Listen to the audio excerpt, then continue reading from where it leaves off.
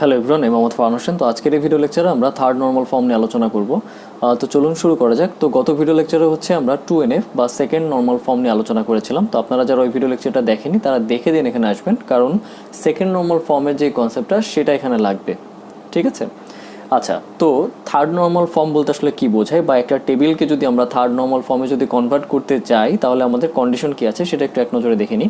আচ্ছা, তো এখানে দেখুন, এখানে হচ্ছে আমাদের দুইটা কন্ডিশন দেওয়া আছে। প্রথমে কি বলছে যে table must be in second normal first. তার মানে থার্ড নর্মাল ফর্মে যদি আপনাদেরকে কোনো টেবিলকে কনভার্ট করতে হয় তাহলে সেই টেবিলটা অবশ্যই সেকেন্ড নর্মাল ফর্মে রাখতে হবে।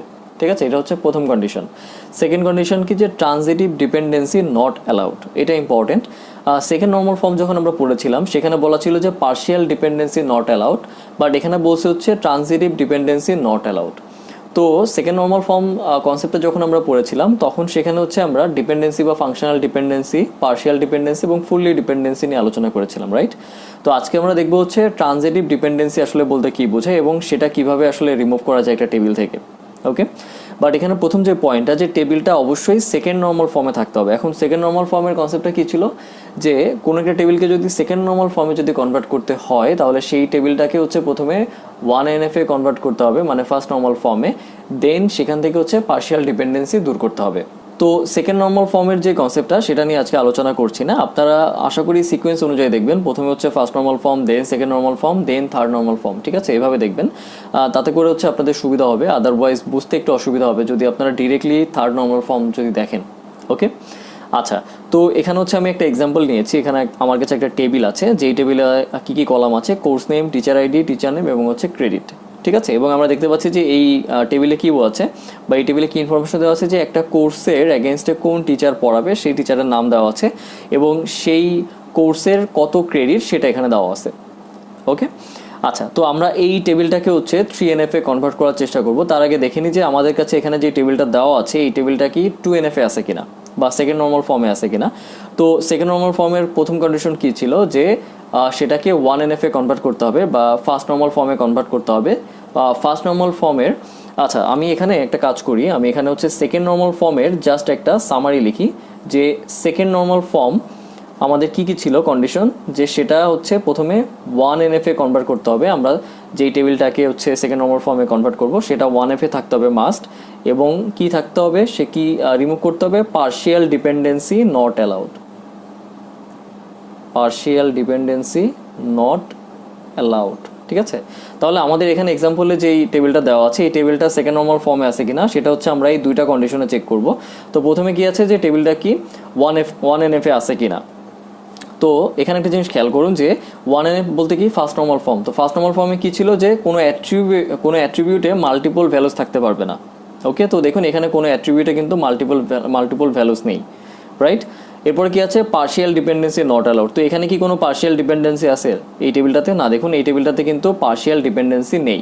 তার মানে এক্সাম্পলে আমাদের কাছে যে টেবিলটা দেওয়া আছে এই টেবিলটা 2NF এ আছে। এখন আমাদেরকে কনভার্ট করতে হবে কিসে, 3NF এ, রাইট? ওকে, এখন 3NF এ আসি। তার আগে একটু বলে রাখি যে পার্শিয়াল ডিপেন্ডেন্সি নিয়ে আমি এখন আর আলোচনা করছি না, এটা সেকেন্ড নর্মাল ফর্মে আমি অলরেডি আলোচনা করে ফেলেছি, আপনারা অবশ্যই সেখান থেকে দেখে নেবেন। ওকে, আচ্ছা। তো আমাদের কাছে সেকেন্ড নর্মাল ফর্ম একটা টেবিল দেওয়া আছে সেকেন্ড নর্মাল ফর্মে। এখন এটাকে হচ্ছে আমাদের 3NF এ কনভার্ট করতে হবে। তো 3NF এ কনভার্ট করার জন্য আমাদের কাছে এখানে আবার দুইটা কন্ডিশন আছে, তাই না? যে table must be in second normal form. Yes, আমাদের কাছে যে টেবিলটা দেওয়া আছে এই টেবিলটা সেকেন্ড নর্মাল ফর্মে আছে, যেটা হচ্ছে আমরা এই দুইটা কন্ডিশন দিয়ে ম্যাচ করেছি। এরপরে কি বলছে, যে ট্রানজিটিভ ডিপেন্ডেন্সি নট অ্যালাউড। এখন ট্রানজিটিভ ডিপেন্ডেন্সি বলতে আসলে কি বোঝায়, যে দেখুন আমাদের এই টেবিলটাতে কি কি কলাম আছে, একটা হচ্ছে কি কলাম, একটা হচ্ছে নন কি কলামস, রাইট? কি কলাম বলতে যেই কলামের উপরে হচ্ছে কোনো কনস্ট্যান্ট অ্যাপ্লাই করা থাকে। তাহলে দেখুন এখানে কোর্স নেম এই কলামের উপরে হচ্ছে প্রাইমারি কি কনস্ট্যান্ট অ্যাপ্লাই করা। তার মানে কোর্স নেম বাদে বাকি এখানে যে কলামগুলো আছে এগুলো হচ্ছে নন কি কলাম, আর এটা হচ্ছে কি কলামস, কি কলাম।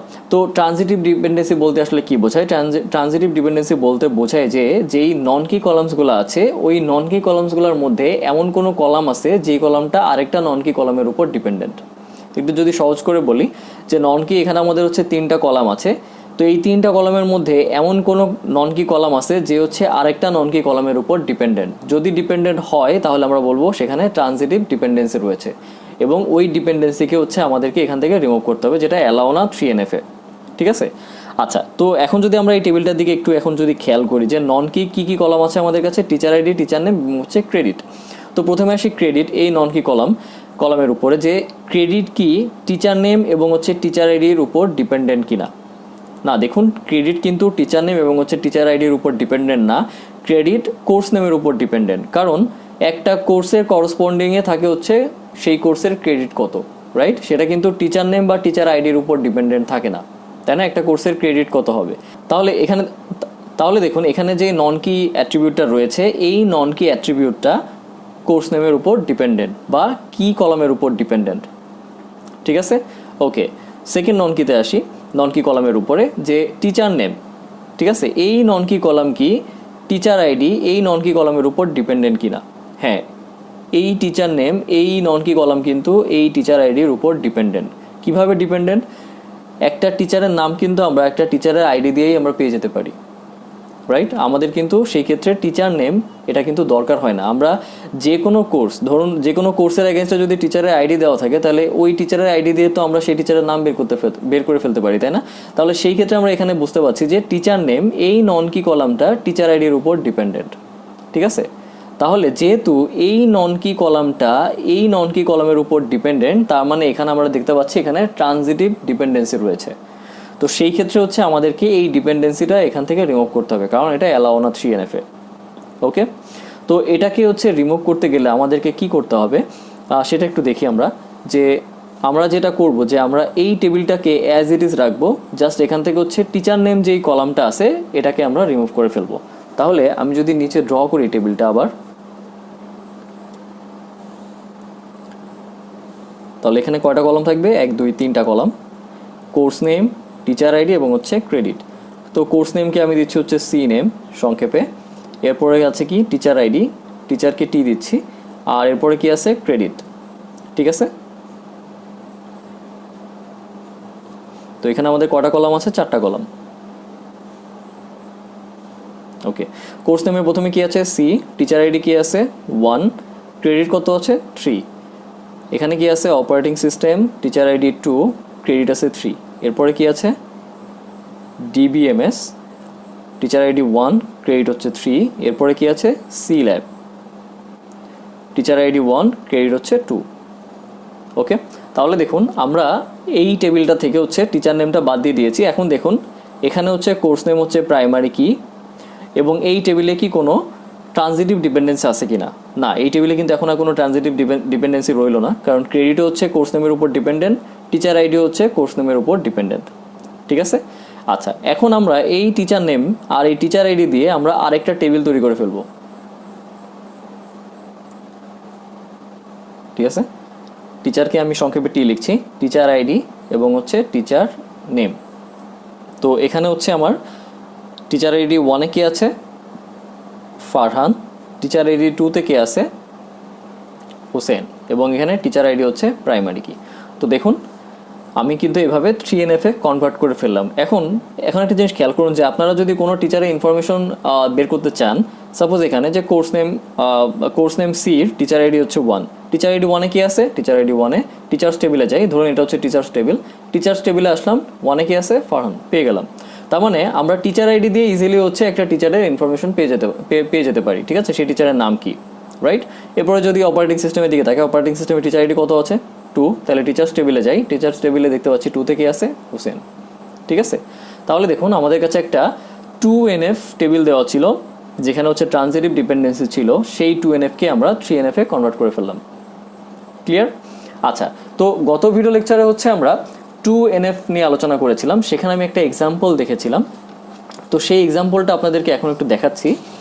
তো এই যে দেখুন, গত ভিডিও লেকচারে হচ্ছে আমি সেকেন্ড নর্মাল ফর্ম নিয়ে যখন আলোচনা করেছিলাম, এখানে আমাদের একটা টেবিল দেওয়া ছিল, এই টেবিলটা 1NF এ কনভার্ট করা ছিল, আমরা 1NF থেকে সেটাকে 2NF এ কনভার্ট করেছিলাম, এই যে নিচে দেখুন।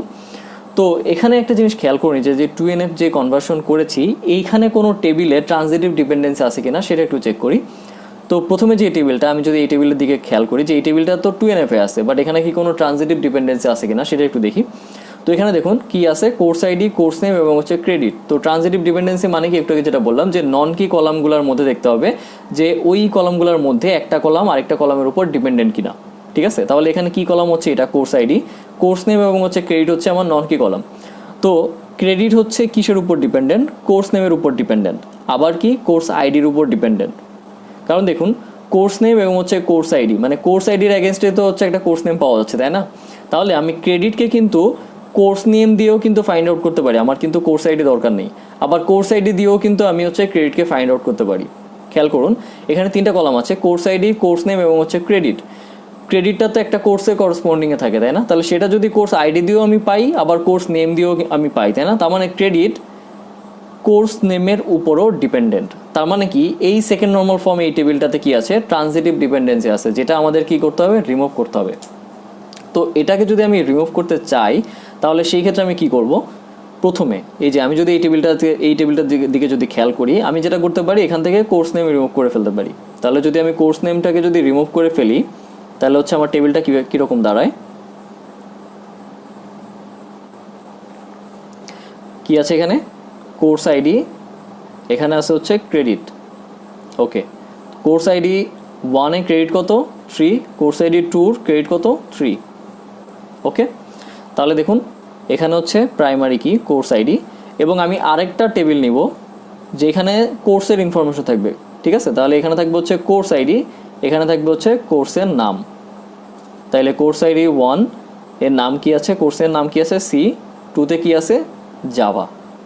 তাহলে দেখুন এখানে হচ্ছে এটা প্রাইমারি কি। তো সেই ক্ষেত্রে দেখুন যে এখানে কি আর কোনো ট্রানজিটিভ ডিপেন্ডেন্সি রইল কিনা, যে না এখানে কিন্তু আর কোনো ট্রানজিটিভ ডিপেন্ডেন্সি নাই। কোর্স নেম হচ্ছে কোর্স আইডির উপর ডিপেন্ডেন্ট, এখানে ক্রেডিট হচ্ছে কোর্স আইডির উপর ডিপেন্ডেন্ট।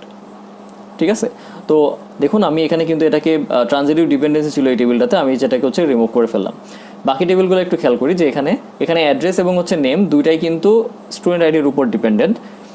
আবার যদি আমি এই টেবিলটার দিকে তাকাই, এখানে গ্রেড তো অলরেডি এই 2টা কলামের উপর ডিপেন্ডেন্ট, যেটা আমি হচ্ছে সেকেন্ড নর্মাল ফর্ম যখন আলোচনা করেছিলাম তখন অলরেডি দেখিয়েছিলাম। ঠিক আছে, তাহলে এখানে আর কোনো প্রবলেম নেই।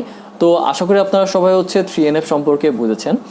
এরপরও যদি আপনাদের কোনো প্রবলেম থেকে থাকে আপনারা আমাকে মেল করতে পারেন, আমি অবশ্যই মেল ব্যাক করার চেষ্টা করব। ধন্যবাদ সবাইকে।